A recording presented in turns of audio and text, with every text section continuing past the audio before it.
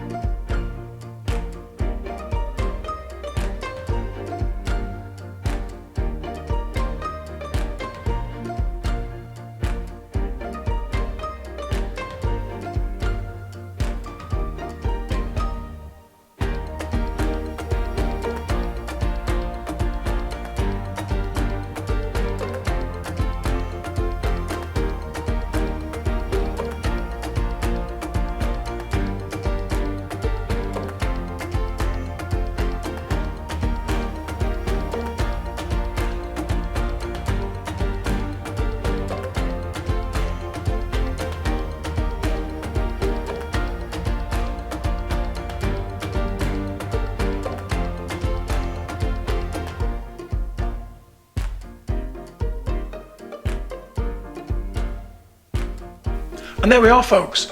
That's the governor removed. So that's going to stop that annoying RPM limit, and that gives us maximum power on the racetrack. One thing we do have to think about is not over revving the engine, but honestly you can hear that. And the carburetor then, so we've changed that out for the Honda copy, and that will stop that fueling problem that we have in the corners. So that's it from me. Until next time, take it easy.